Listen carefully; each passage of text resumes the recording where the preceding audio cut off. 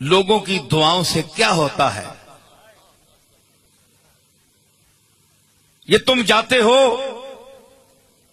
درگاہوں میں بزرگان دین کے پاس، تو یہ کوئی آسمان سے اتری مخلوق ہے؟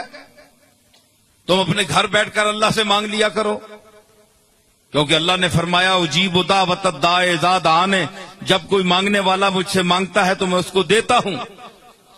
قرآن نے فرما تو دیا، ان لوگوں کے پاس جانے کی کیا ضرورت ہے؟ یہ آج کل نئے نئے لوگ پیدا ہو گئے، نئے نئے مسلک پیدا ہو گئے، نئے نئے طریقے پیدا ہو گئے۔ جو علم میں کم لوگ ہیں ان کو ورغلاتے ہیں کہ یہاں جانا شرک ہے، یہاں بدعت ہے۔ بھئی یہ لوگ تو کچھ عرصہ کی پیداوار ہیں،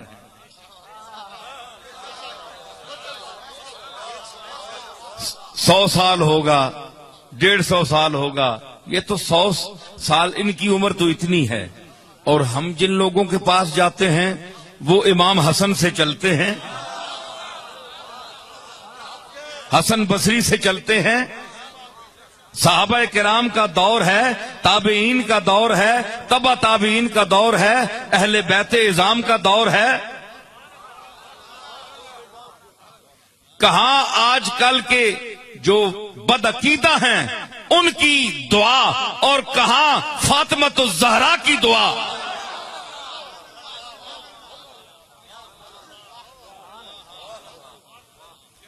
بڑا فرق ہے، زمین آسمان کا فرق ہے، سمجھ آئی نا؟ تو اس لیے نہیں جاتے، ہم ان کو خدا نہیں مانتے، نہ ہم انہیں خدا کے کاموں میں شریک سمجھتے ہیں، کیونکہ یہ کفر ہے، یہ شرک ہے۔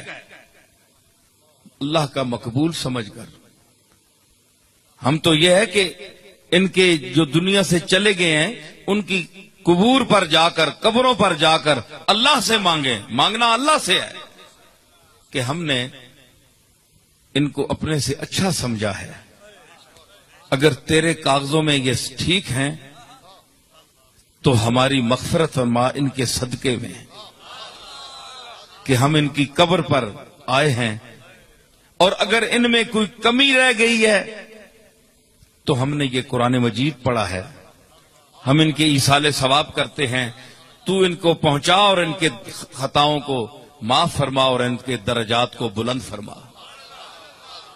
یہ طریقہ ہے۔ فرمایا نا، حضور نے فرمایا کہ میں پہلے تمہیں قبرستانوں میں جانے سے منع کرتا تھا، لیکن اب جایا کرو قبرستانوں میں، فَإِنَّهَا تُذَكِّرُ الْمَوْتِ، اس لیے کہ قبرستان میں جانا موت کو یاد دلاتا ہے۔ ٹھیک ہے نا؟ تو اس لیے کچھ ایسا طبقہ ہے جن کی دعا قبول ہوتی ہے، جن کی دعا قبول ہوتی ہے، اس کے لیے پاکیزگی چاہیے، پاکیزگی عمل چاہیے۔